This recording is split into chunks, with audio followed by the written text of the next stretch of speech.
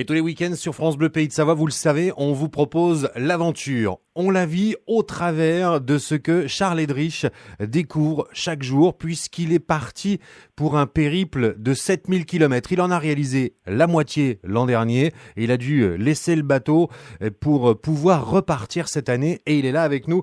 Ça fait tout juste une semaine qu'il a embarqué. Bonjour Charles. Oui, bonjour. Alors on va repréciser, vous êtes parti de quel endroit Charles ? Alors, je suis parti exactement de Tutuyaktuk. C'est un petit village inuit où j'avais laissé mon bateau pour l'hiver. Sachant que l'an dernier, j'ai fait toute la partie Alaska. Je suis parti du détroit de Bering et j'ai fait toute la première partie États-Unis. Et il me reste tout l'extrême nord du Canada cette année à faire pour faire le passage nord-ouest. Le but du périple est lequel ? C'est d'établir une première ? C'est une première, oui. Donc, à la voile, je l'ai déjà fait et à la voile, je devais être on devait être le 28e ou 29e voilier passé là-haut. À la rame, non, ça s'est jamais fait. Hein. Et il faut que j'arrive absolument avant fin septembre, au moment où la glace reprend ses droits. Alors, précisément, la définition du passage du Nord-Ouest, c'est ce qui permet de relier le Pacifique à l'Atlantique par l'extrême nord de l'Alaska et du Canada pour arriver au Groenland. Après une semaine, vous en êtes où, Charles ? Alors, tout se passe on ne peut mieux. Là, en progression, j'ai dû faire grosso modo 140 km. Et puis surtout, ça me permet de revenir sur tous ces automatismes. Par exemple, gérer le froid, l'humidité, la rusticité. Pour ce qui me concerne, le mal de mer, très important.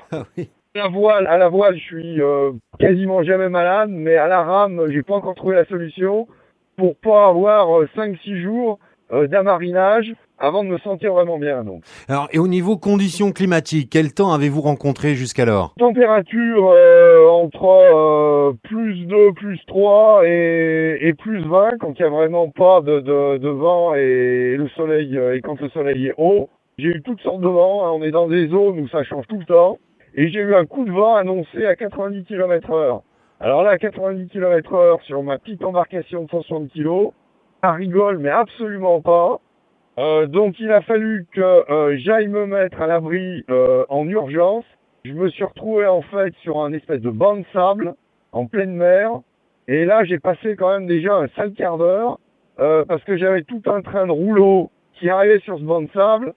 Et je suis pas arrivé à repartir du banc tout de suite. J'avais pas de dégager de ce banc à cause des rouleaux.